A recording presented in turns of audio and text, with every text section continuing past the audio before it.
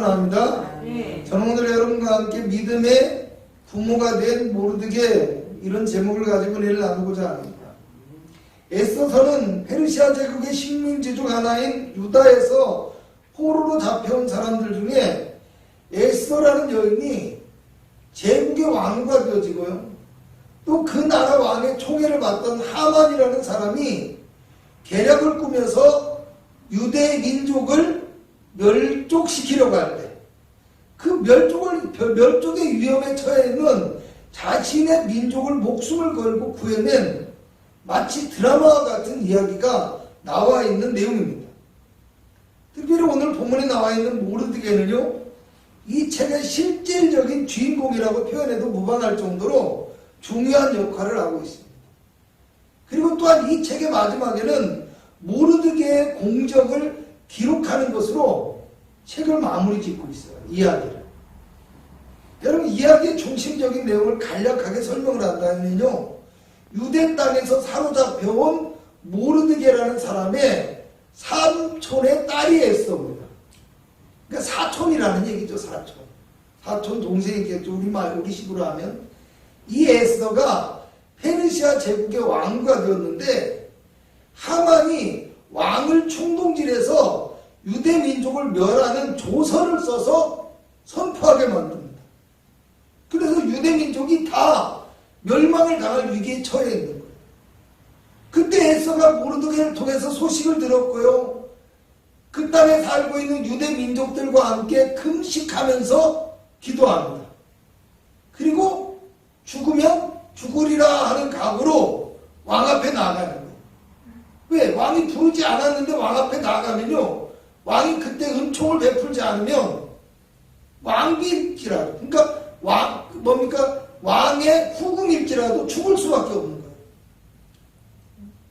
그런데 민족을 살리고자 하는 일념으로 하나님 앞에 금식하고 기도하면서 죽기를 각오하고 나갔더니 왕의 은총을 받게 되어졌고, 그것 때문에 민족을 살리게 되어진 거예요. 그리고 도리어 유대 민족을 멸하려고 했던 이 하만이라는 사람은요, 이 모르드게를 잡아서 매달려고 했던 이 나무 위에 자신이 매달려서 죽게 되고 그 가족, 그 족속이 멸족을 당하게 됩니다. 여러분, 에스더에 대해서 오늘 성경 7절은요, 부모가 죽은 후에 모르드게에 의해서 양육되었다라고 얘기를 합니다. 또 이 여인에 대해서 용모가 곱고 아리따운 처녀라고 이야기합니다. 그리고 본문 이후에 나오는 2장의 내용을 보면요, 에스더의 행실과 함께 그를 보는 모든 사람의 사랑을 받더라, 이렇게 얘기해요. 이것을 통해서 보니까요, 이 에스더라는 여인은 용모뿐만 아니라 삶의 모든 부분에서도 아름답고 모범이 될 만한 사람으로 성장하고 있었다라는 거예요. 오늘 성경은 에스더를 부모가 죽은 후에 모르드게가 딸같이 양육했다라고 말합니다. 사람의 본성이라는 것이요, 쉽게 자기중심적이 되어집니다. 또 개인적인 이익이 먼저가 되어져요.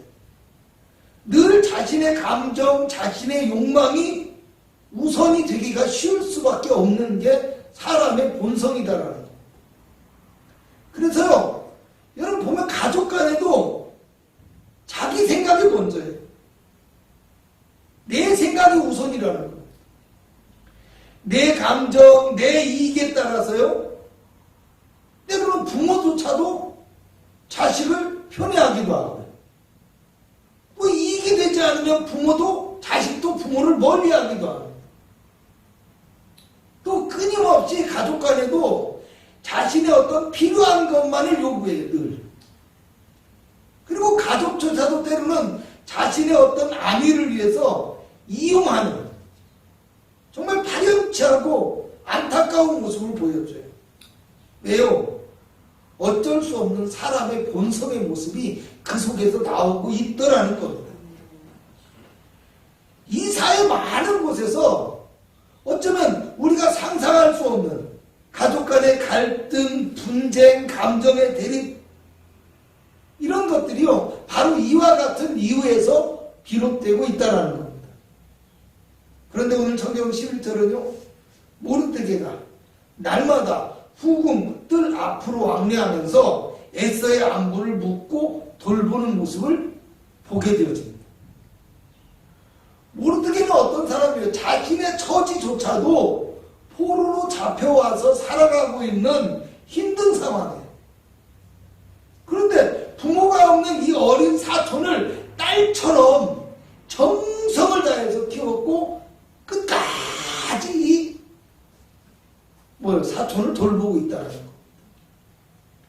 어쩌면 에스더의 이 헌신적인 모습, 또 그 성경을 통해서 볼 수가 있는데 어떤 자기 이익, 어떤 욕심, 욕망 이런 것들을 추구하지 않는 모습, 이런 삶의 모습은요 어떻게 보면 모르드게의 이 헌신적인 돌봄의 영향, 이 모르드게의 돌봄의 영향으로 자연스럽게 학습되어진 행동, 그것이 아니었나 우리가 충분히 생각해 볼 수 있다는 겁니다.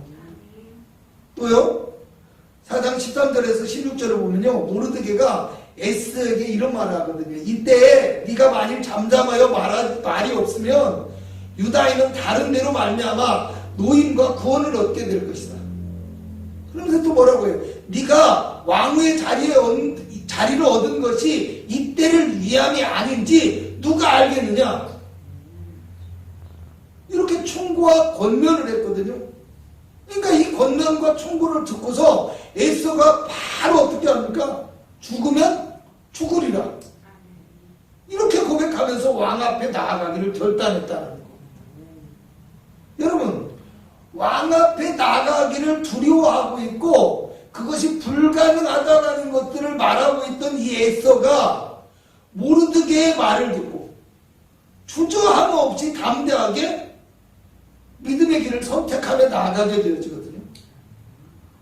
어떻게 보면 결코 그것이 어떤 그 민족의 급박한 상황, 모르드게의 단호한 말의 표현, 이것 때문만은 아니라고 우리가 생각해 볼 수 있어요. 그렇잖아요. 무엇 때문일까요?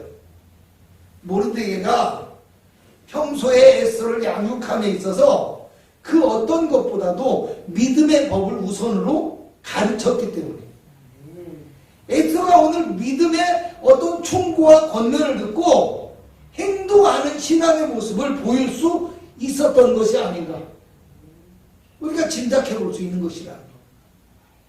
또요 하만이 유대인을 진멸하기 위한 계획을 세우는 단초가 누구에게서 비롯됐어요? 모르드게의 행동에서 비롯됐다. 여러분 이것을 볼 때 모르드게는요 믿음의 법을 평소에 말로만 가르치는 사람이 아니라는 거. 그의 신앙에서 그의 삶에서 스스로 모범이 되는 삶을 살아가고 있었던 사람이라는 거예요. 그렇죠? 오늘 저는 이 말씀의 제목을 통해서 모르드게를 뭐라고 표현했냐면요 믿음의 부모가 된 사람이다 라고 이야기해요. 그죠? 오늘 우리의 모습이 이와 같아야 한다는 거예요. 단지 무슨 의식주만 제공하고 말로만 가르치는 이 육적인 부모 역할을 넘어서야 된다는 거예요. 어떤 사람이 돼야 돼요? 신앙적으로 우리가 모범이 되어지고 진정한 믿음과 헌신의 마음을 가르칠 수 있어야 된다는 거예요.